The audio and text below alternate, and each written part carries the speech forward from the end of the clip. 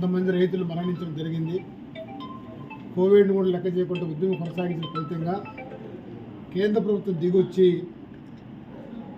ప్రవేశపెట్టిన నల్ల చట్టాలను రద్దు చేస్తామని చెప్పి రైతాంగం పండించిన పంటలకు 2+50% రేట్ ఇస్తామని చెప్పి 2013 భూసేకరణ చట్టం ప్రకారం అమలు చేస్తూ ప్రజెంట్ ఎప్పుడైతే భూమి అవసరం అవుతుందో అప్పుడు భూసేకరణ చేస్తే ఆ రోజున రేటు ప్రకారం భూములకి గిట్టుబాటు ధర ఇవ్వాలని, అలాగే రైతులు పండించిన పంటల బీమా పథకం అమలు చేయమని చెప్పి వ్యవసాయ కార్మికులకు రైతులకు 10,000 రూపాయలు నెలకి పెన్షన్ ఇవ్వాలని, విద్యుత్ మీటర్లు పెట్టకుండా ఉండాలని, విద్యుత్ ప్రైవేటీకరణ ఆపాలని, ఇలాంటి సమస్యలపైన ప్రజా ఉద్యమం కొనసాగించిందని దానికి హామీ ఇచ్చారు. కానీ ఇంతవరకు అది చట్ట రూపాన్ని తీసుకురాకుండా అమలు చేయకుండా ఉన్నారు. మరొకసారి ఉద్యమం కొనసాగించిన రైతాంగం సిద్ధమవుతున్నారు.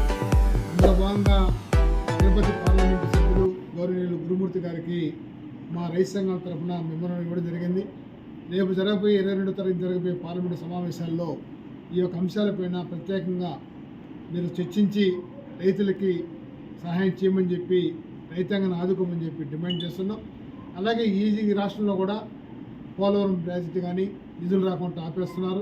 ఆ నిధుల కోసం, అలాగే ప్రత్యేక హోదా కోసం, లేదా రాయలసీమ ఉత్తరాంధ్రకు ప్రత్యేక నిధుల కోసం ఇలాంటి సమస్యలపైన కూడా ఎంపీ గారిని డిమాండ్ చేయమని చెప్పి అడిగాం. ఆ పద్ధతిలో అన్ని విధాలా నేను పార్లమెంట్లో రైతాంగ సమస్యలపై చర్చిస్తానని చెప్పిన దానికి గౌరవ గురుమూర్తి గారికి మేము ధన్యవాదాలు తెలియజేస్తాం.